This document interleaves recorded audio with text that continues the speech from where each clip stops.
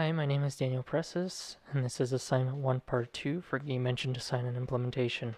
This project was completed along with my partners Jeremy Kong and Daniel Hong. So just looking at this Unity scene,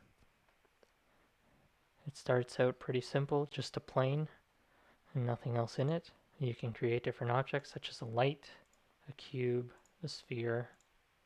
You can move them around. There are also different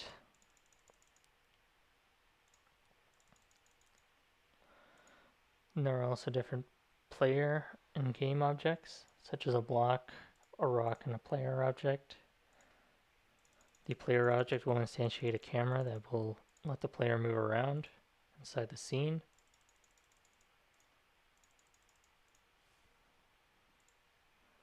And create some enemies as well.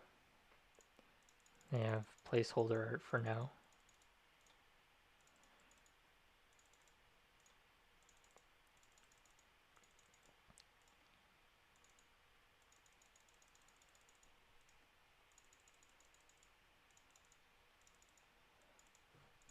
As well as spawners for the different enemies. So this is for the miner. This is for the spawner, the sludge. And this is for the buckthorns. We can test the scene out, and the buckthorns and the miners will actually move. And the factories will generate objects every few seconds or so. Collisions between everything.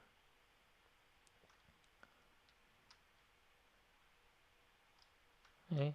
When we edit the scene, every object that was instantiated by the spawners gets deleted, but everything else does stay in place.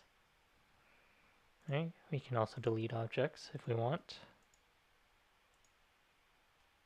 Delete objects. Delete objects if we want. We can also undo certain.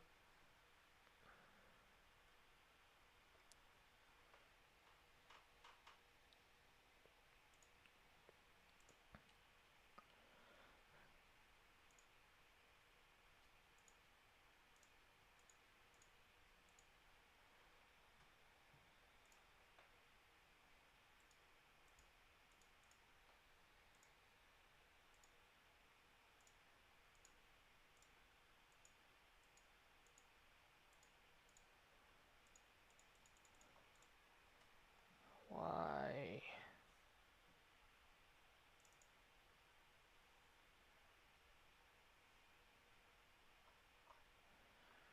Why?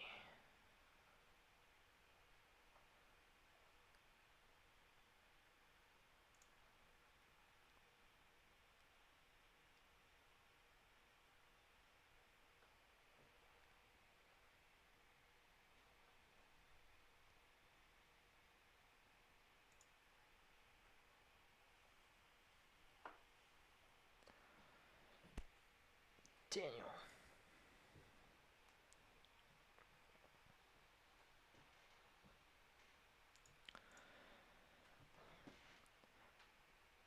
So going into the scene, it just starts out empty. We can instantiate many things such as a light, cube, and a sphere. We can move them around, select different ones. The selected object will always be highlighted.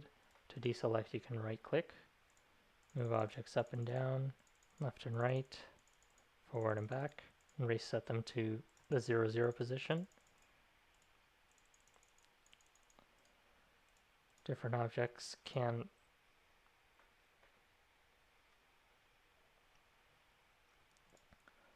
create different game objects such as a block, a rock, and a player. Can move them around. As well as some enemies and some enemy spawners.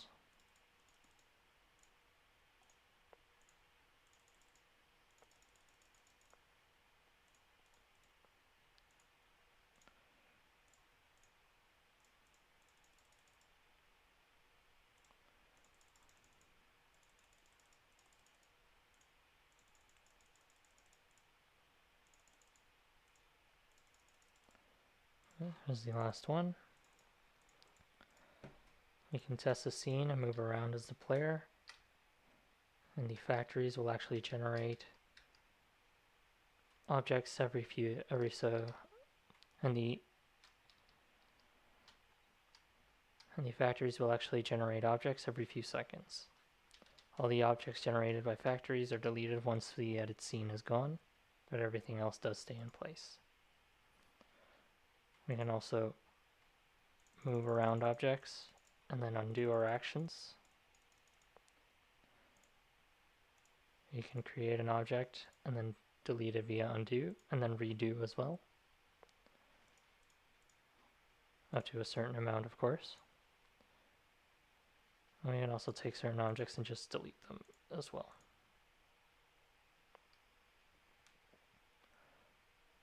Okay, let me just create my player again. Move him here. You can take the scene, save it.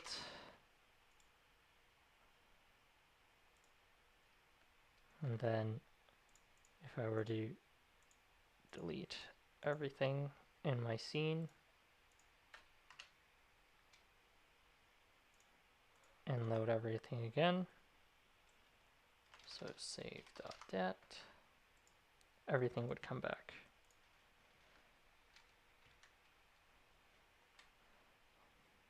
This is all within the DLL as well.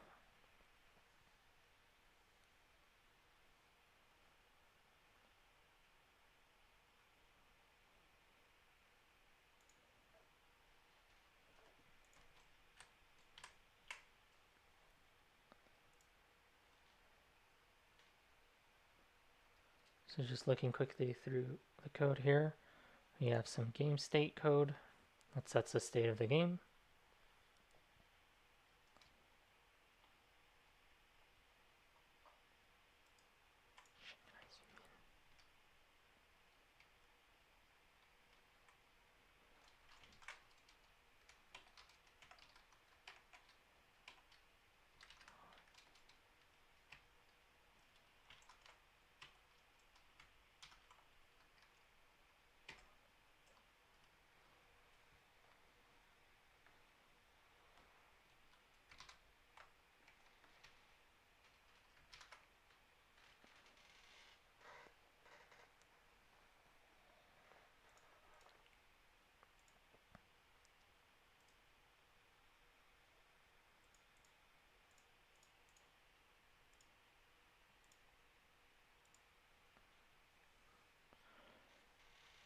So just a quick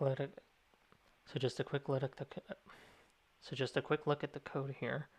We have some code for state, as well as controlling the selection. The selection will takes care of highlighting and unhighlighting everything properly. And this all gets called into a command chain, which gets sent to the command controller. This implements the command design pattern.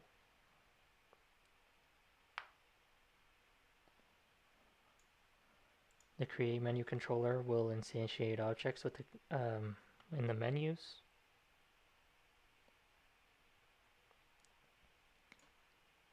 The delete menu will delete objects. Load menu controller will load from the DLL using the save file handler DLL interface and this scene data structure. And it just contains a lot of prefabs for everything that needs to be instantiated. The menu controller is what actually stores all the commands, does all the actions for the commands for undo and redo, as well as toggling menus. The save menu controller also uses a save file DLL handler to save to file. And the texture manager can manage textures of the different objects in the scene. There's also a texture drop down that you can use.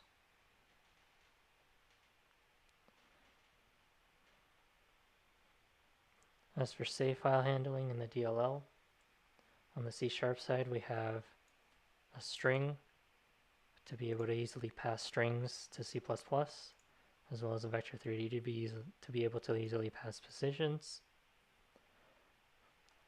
And our scene data is just an object count as well as an array of names, materials that are just strings, as well as position, which are vectors. The scene data will take every object in the scene, and depending on if it has a serializable tag, it will add it to a list, and then it will take that entire list and start writing the names and positions of everything. And then this whole part here is just boilerplate code to be able to load the DLL without having Unity load it and not be able to unload it. This is just a way to be able to replace the DLL file without Unity hooking into it, unless it's on runtime. As for loading and saving, the saving part just invokes save file handler save to file in the DLL with the file name path and the data buffer, a pointer to the data buffer. And then load from file also takes in the same file path and the data buffer that then gets converted to scene data here.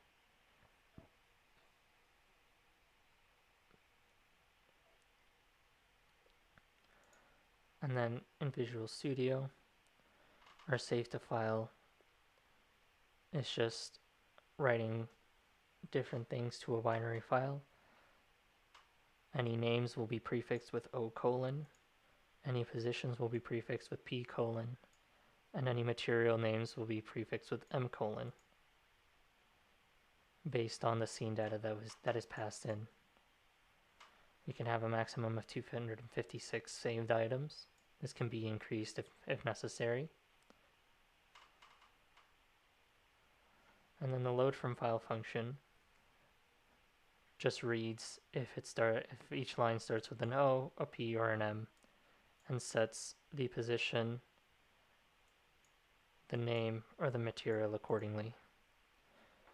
We have a global instance of the handler, which gets called whenever save file handler save to file or load from file is called from the DLL.